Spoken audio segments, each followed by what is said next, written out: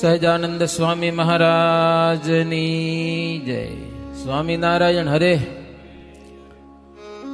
અક્ષરપતિ ઉમરેઠથી ચાલ્યા કાઠીને સંત સહિત, રતનપુર ડાંગજી પરે પછી ભાડજ ગયા નિર્ભીત.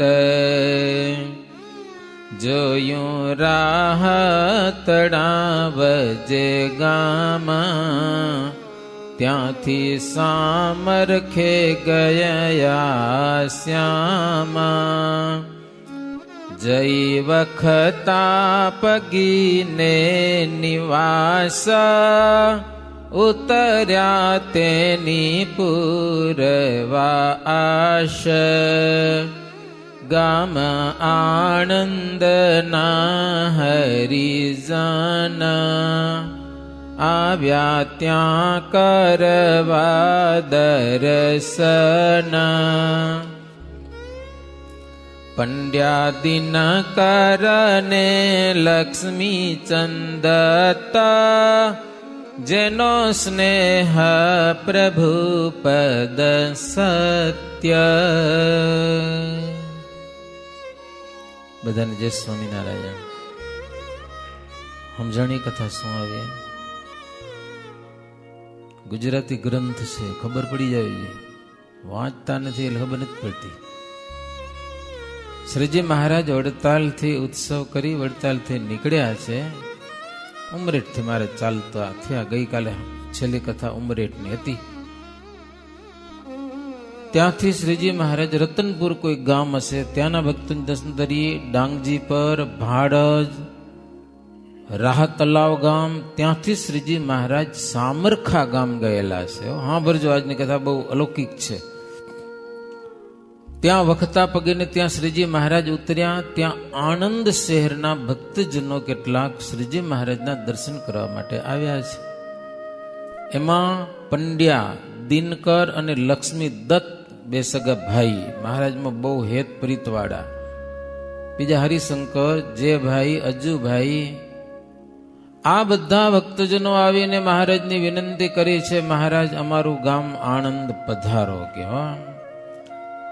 ત્યાં અમારા નિવાસ સ્થાનને પવિત્ર કરો.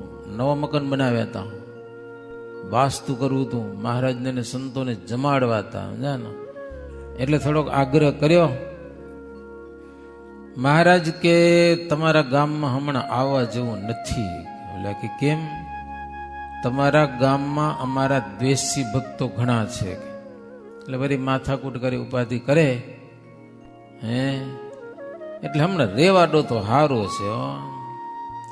ઓલે આગ્રહ વિશેષ કર્યો. આનંદ ચાલો અમને કહો છો, આનંદ થાવા ઉરમાં ચહો છો. આનંદમાં છે જન દ્વેષી કેવા, આનંદના વૃંદ ગમે ન એવા.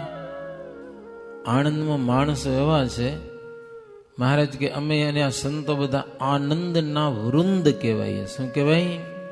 આનંદના ઓગ ઢગલા. એ તમારા ગામને ગમતા નથી. ઉપદ્રવ કરે, એમાં ઉપાધિ થાય. તમે અહીંયાથી દર્શન કરી લ્યો અને તમે ઘરે જાઓ. કે ના, ભક્તો બહુ દિલગીર થયા, આંખમાં આંસુ આવ્યા. વારે વારે વિનંતી કરી, મહારાજ આવો ને આવો. હારું, મહારાજ કે મેં આવીએ, હાલો, પણ એક શરત, તમે જાઓ, તૈયારી કરો, અમે કાલે બપોરે છાના માના આવશું, તમારા ઘરે જમી અને જતા રહેશું, કોઈને કહેજો નહીં. સ્વામિનારાયણ ભગવાન આપણા ગામમાં આવશે, મહારાજ કે કોઈને કહેજો નહીં, તમારા ઘરે આવશું સંતો ભક્તો સહિત ને જમી જશું. કે હો, મહારાજને ખબર હતી. પછી એ લોકો ગયા છે. એ બ્રાહ્મણો હતા બે, જેનું ઘર નવું બન્યું હતું. હવે આનંદમાં ને આનંદમાં ત્યાં બધાને કહીએ દીધું. બોલો, સમજ્યા ને? મહારાજ બધી ના પાડી હતી. શોભાયાત્રા નથી કરવાની, કે વાજિંત્ર નથી વગાડવાના, છાનનામાં આવીને એમ જમી જશું. મહારાજ ના પાડી તું ભાડે બધું કર્યું પાછું, ગામમાં જાહેરાત કરી દીધી, સમજાને, વાજતે ગાજતે તેડવા આવ્યા. ઘણીવાર એવું હોય છે, આપણે ઘણીવાર ન કરવું હોય પણ હોને વાલા હોતે રહેતા હે, થવાનું હોય ને થઈને જ રે. આપણે ઘણું વિચાર્યું, ઘણે આમ નતું કરવું છતાંય કર્યું તો ઊંધું પડ્યું. હવે શ્રીજી મહારાજને મનમાં અંતર્યામી છે, ભગવાન તો જાણે છે કંઈક તો ઉત્પાત થશે. એટલે શ્રીજી મહારાજની ઈચ્છા એવી થઈ, આપણી સાથે સંતો છે, કાઠી ભક્તો છે, એ જોબન પગી જેવા મોટા મોટા પગીઓ છે, એ મારું કેટલું માને છે, મારા વચને કેટલી ધીરજ રાખે છે, આ બધું જોવા પણ થશે. મારે જાણ્યું ભલે અપમાન થાય કે એક કામમાં ઘણા બધા કામ થતા હોય છે. ઓલા બ્રાહ્મણો ત્યાં જઈ રસોઈ બનાવીને બધી તૈયારી કરી નાખી. મહારાજ અહીંયાથી નીકળ્યા છે સામરખા ગામથી. ગામની પાદરમાં વિસામો હતો. મહારાજ ત્યાં ઉભા રહ્યા, સભા ભરીને બેઠા. બધા સંતો ને કાઠી પાડાઓ બધાને મહારાજ વાત કરીએ, આવો તો બધા મારી એક વાત સાંભળો. સુણો સંત તથા સહુ પાડા, સુણો કાઠી સહુ શસ્ત્રવાડા, સુણો દાદા ખાચર સુરવીરા, ભગુજી પાર સદરણ ધીર. મોટા મોટા છે દાદા ખાચર જેવા, ભગુજી ને પૂંજાભાઈ, ઝીણાભાઈ, કાકાભાઈ, જોબન પગી ને. મહારાજ કે તમે બધા જોરદાર છો, બધા જેવા તેવા નથી. પણ મહારાજ કે છો તમે ભીમ અને અર્જુન જેવા, કોઈના અપમાન સહન કરો નહીં. પણ મહારાજ કે મારી વાત માનો કે ન માનો ઈ કયો હવે બોલો. મહારાજ કે અમને નિર્માનપણું બહુ ગમે છે, બહુ જ ગમે છે. કોઈક વગર વાંકે અપરાધ કરે ને તોય મહારાજ કે સહન કરી લે ને, એ અમને બહુ ગમે. અને સંતોને કીધું, સંતો તમે તો સાધુ છો, ધીરજશાળી છો, ક્ષમા રાખજો. અક્ષરધામમાંથી મહારાજ કે આપણે આવ્યા છીએ તો ક્ષમારૂપી એક તલવાર વડે કરીને આપણે ભૂમિનો ભાર હરવો છે, પૃથ્વી ઉપરથી ભાર દૂર કરવો છે. તો કોઈક અજ્ઞાની માણસો દુઃખ આપે તો એનું ભૂંડું ઈચ્છવું નહીં, હોય એનું કલ્યાણ ઈચ્છવું. જો ક્ષમા રાખશો તમે મહારાજ કે જ્યાં સુધી તમારો વિજય થશે. અને જ્યારે મનમાં અભિમાનની સાથે લડાઈ કરશો, માન સન્માનની સાથે, ત્યારે હાર થવાની છે. એવી ઘણી બધી વાતો કરીને મહારાજ રાત્રે પોઢી ગયા. સવારે જાગ્યા, નાહી ધોઈ પરવારી, નાસ્તા પાણી કરી આણંદને માર્ગે ચાલ્યા. રસ્તામાં સાદાનું પરવું એક ગામ આવ્યું, ત્યાંથી પછી આગળ ચાલ્યા. એક તળાવ આવ્યું, ત્યાં પાણી બાણી પીધા. પછી આગળ ચાલ્યા. આ તળાવની પાડ ઉપર મુકુંદ બ્રહ્મચારી મહારાજને પેંડાનો ડબ્બો ખોલ્યો.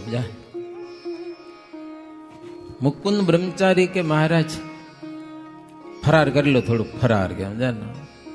બ્રાહ્મણની રસોઈ કોણ જાણે, કોણ જમે કે હમણાં ખાઈ લો ને ત્યાં જઈને શું થાય કે. મહારાજ મુક્તાનંદ સ્વામીને કે સ્વામી આ બ્રહ્મચારી અંતર્યામી લાગે છે કે એમ કેમ બોલે રા, આપણે જમવા જ જઈએ છીએ, વાસ્તુ કરવાનું છે કે બ્રાહ્મણના રાંધ્યા અન્ન કોણ ખાશે કે પેંડા ખાઈ લો હમણાં કે પછી ખાવા મળે કે ન મળે. કોઈકનો ભાગ કોઈક ખાશે કે. હો આ બાજુ જોઈએ તો ઘોડા બધા હણહણતા. કાઠીઓ બોલ્યા મહારાજ શું થવાનું છે અમને ખબર નથી, પણ આ ઘોડાઓ હણહણે છે, જાણે યુદ્ધ થવાનું હોય ને એવું કંઈક લાગે છે. યુદ્ધની બધા ચિહ્નો છે, યુદ્ધના કાંઈક ઉપદ્રવ થશે. મહારાજ કે જે થાય તે, તમે કાંઈ માથાકૂટ કરતા નહીં, મેં કીધું છે ને એ વાત યાદ રાખજો. પછી આવ્યા આણંદમાં. જ્યાં આવ્યા ત્યાં તો ઓલા બ્રાહ્મણો રસોઈ બસી બધું તૈયાર કરાવીને સામે આવી ગયા. મારા સામૈયું લઈને, મારે ના પાડી હતી કાંઈ ન કરજો, તો એ સામૈયું લઈને આવ્યા. હવે ઉતારે બધી સગવડ કરી આવ્યા ગામમાં, ને અહીંયા સંતો ઉતરશે ને આ ઉતરશે ને આ ઉતરશે, બધી મહારાજ રોકાશે ગામમાં. પછી તો જેવા પૂરમાં પ્રવેશ કર્યો, પૂરમાં પ્રવેશ કર્યો એટલે સૌથી આગળ હરિભક્તો હતા, એના પછી બ્રહ્મચારી અને સંતો, એના પછી હથિયારધારી બધા કાઠીસવારો, ઘોડેસવારો, કાઠીઓ, રજપૂતો, એની વચ્ચે છબીલો લાલ શ્રીજી મહારાજ બધા ગાતા વાતા નીકળ્યા. કીર્તનથી ગાજી રહ્યું ગામાં, જો આ લોક મળ્યા ઠામો ઠામા, મતપંથી ગુરુ હતા જે હ, દિલમાં અતિ દાજિયા તે હ. મતપંથી ગુરુ એટલે બીજા પંથ નામ જાને. એના મનમાં એમ થયું કે જો સ્વામિનારાયણ આવશે તો આપણા શિષ્યો બધા એની પાસે જતા રહેશે, આપણે કોઈ માનશે નહીં, આપણે રોટલો ખાવા નહીં જડે, આપણો રોટલો શેકાશે નહીં. વલ્લભ મંદિરના હતા જે ગુરુઓ, એ બધાએ જાણ્યું કે આપણા શિષ્યો સ્વામિનારાયણના થઈ જશે, એટલે એના દિલમાં બળતરા થઈ. તો એ બધા પાપીઓએ પોતાના શિષ્યોને ઉશ્કેર્યા હોય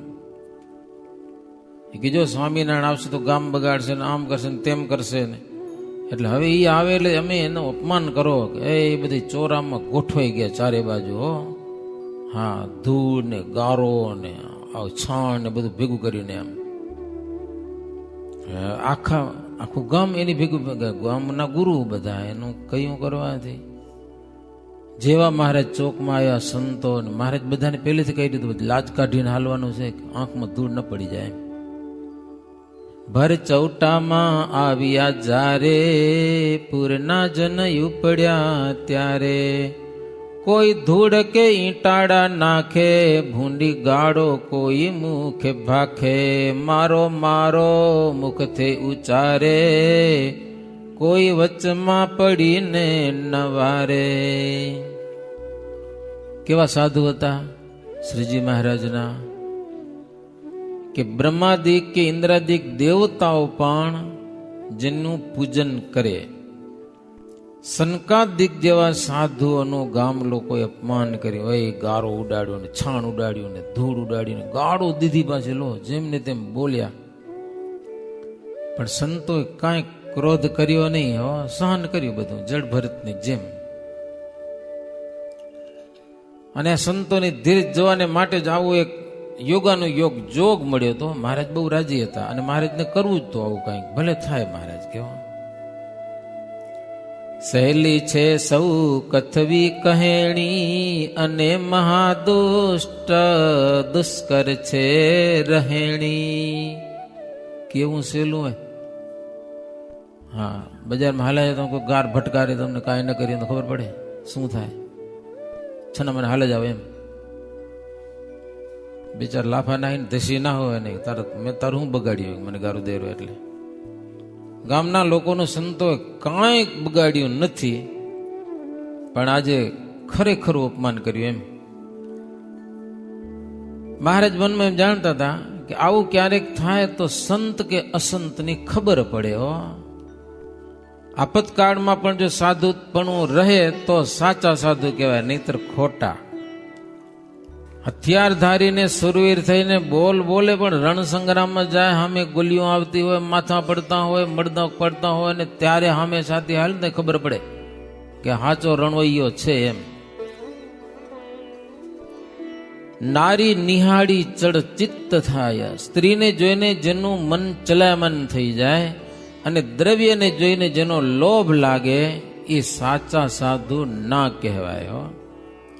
અને અપમાન થાય અને ક્રોધ થાય, કદાપી તે સંત નહીં કહાવે, એને સાધુ ક્યારે પણ ન કહેવાય. સાધુ તણે વેશ રહેલ શોભી, જો કામીને ક્રોધી જણાય લોભી, તેને પૂજ્યાથી નહીં પુણ્ય થાય, જાણો ગુરુ તે નરકે જ જાય. કામી ક્રોધી કે લોભી ગુરુને પૂજવાથી પુણ્ય થાય નહીં. ગુરુ એ નરકમાં જાય, એના ચેલા એ નરકમાં જાય. અરે કોઈક બજાણિયા આવે છે, હવે તો નથી આવતા, નટડા વેશ બજાણિયા કહેવાય ને, ઈએ જો સાધુનો વેશ લે છે ને તો એ ખરેખરો વેશ ભજવે છે. એક એવો વેશ ધારણ કરનારો આવ્યો રાજા પાસે કે મને કયો એને વેશ ધારણ કરતા હોય, કયો એવા કયો એના. જોવા માટે રાજા આખી કચેરી ભરી, જબરજસ્ત માણસો, ગામ ભેગું થયું, આખું શેર. રાજા કે સિંહનું રૂપ લઈને આવો કે લ્યો, એ રાખ્યા હશે ચામડા કપડા એવા. સિંહનું રૂપ લઈને આવ્યો, ભયંકર અવાજ ને ગર્જના કરતો કરતો. રાજા પાસે નાનો છોકરો હશે રાજાનો, આવીને એને ફાડી ખાધો. લ્યો, સિંહનો ધર્મ છે ને એ તો ખાય જ. હવે રાજા ખીજાણો, પણ સિંહનો વેશથી સિંહના વેશમાં કર્યું એટલે ગુનો કાંઈ કહેવાય નહીં. રાજા બહુ પાકો, એ કે સતીનો વેશ લઈને આવે કે સતી તો પતિ વિના, એને બળી જવું પડે. તો સતીનો વેશ લીધો, લાકડાનો ઢગલો કરી હળગાવીને મેં હુઈ ગયો. બોલો, તો એક વેશ કાઢનારો પણ આવો વેશ બજાવી શકે છે,